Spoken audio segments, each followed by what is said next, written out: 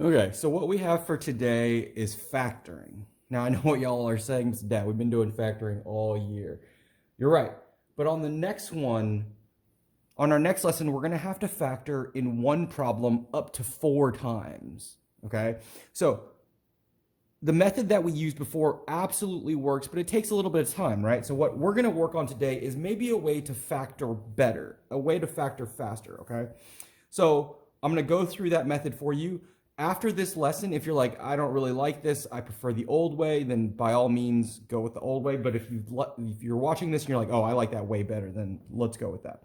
Okay, so what we're going to do is we're just going to go ahead and start off with our 2 parentheses, okay?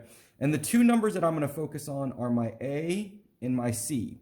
So my A in this case is 2, okay? So what are all the ways that we can multiply to 2? Well, you have 2 times 1, right?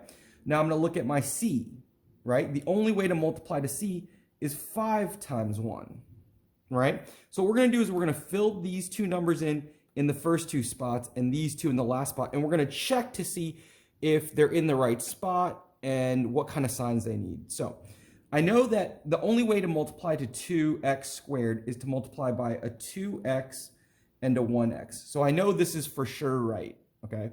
Now, for my C, the only way to multiply by 5, to get 5, is 5 times 1. So I'm going to pick a 5 here, and I'll pick a 1 here. Okay, now, the way we check this is this. You're going to multiply my 2 outside numbers, so the 2 numbers sitting on the outside, and then you're going to multiply my 2 inside numbers. Okay, so I'm going to check. 2 times 1 gives me 2x. 5 times 1 gives me a 5x.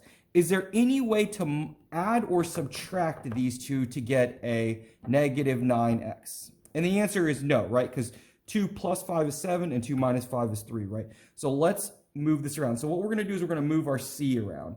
So I'm going to take this and I'm going to switch this. I'm going to make this go here and then this go here. Okay, so we're going to start over and we're going to check again. So again, we're going to multiply our 2 outsides and our 2 insides.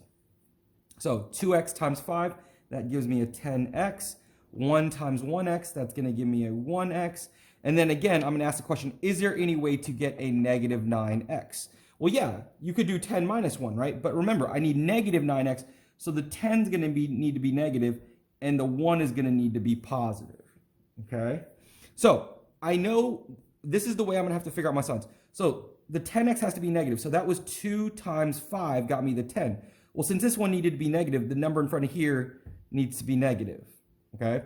This got me the 1x, so again, I need this to be positive, so here I'm going to put my plus x. And then this now is the factored form of this.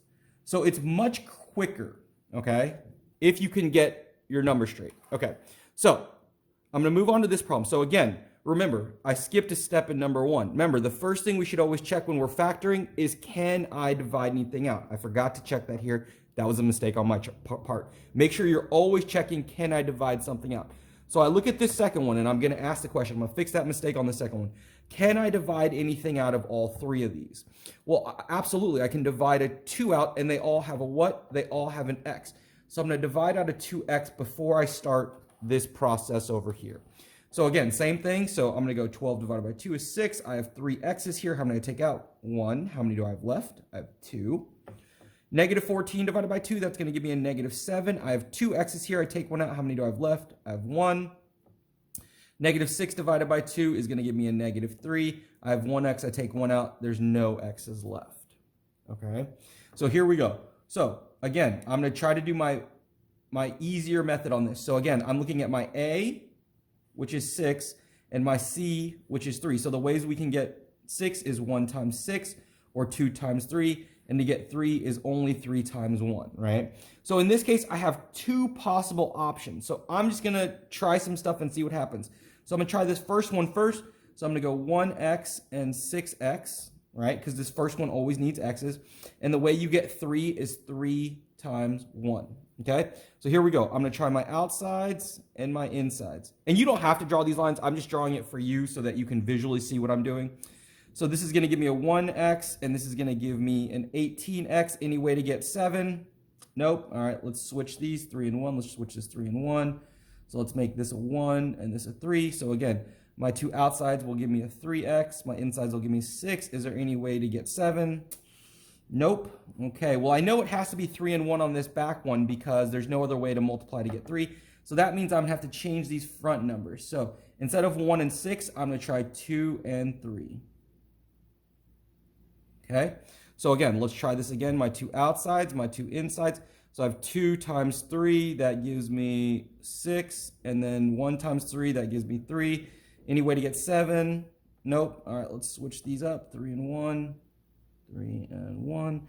So here we go. I got 2x and I got 9x. Is there any way to get a negative 7? Absolutely. So if I have 2 and 9, I can make the 2 positive and the 9 negative. Okay? So again, the 2 is positive. This gave me the 2. So that means the number in front of here is going to be positive. This gave me the 9. It needs to be negative. The number in front of here needs to be negative. And this is the factored form. Now, don't forget, I need to bring this first guy that I divided by down first. So again, this is what my answer will look like, okay? So what we need to think about now after learning this is this. The first method, you know exactly how long every problem is going to take because they all take the same amount of problem. This one, as you saw, the first one took me absolutely no time because I got the combination correct right off the bat.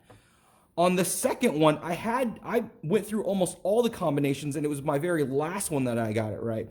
So if you're okay with guessing and testing, this is the method for you. If you want something where you're like, I know how long it's going to take every single time, then the way that we were doing it before is the way for you. So either way, I want us practicing factoring because on our next lesson, we're going to need to be really, really good at factoring in order to make those problems easier for us, okay? So that's what we got for today. Let's go.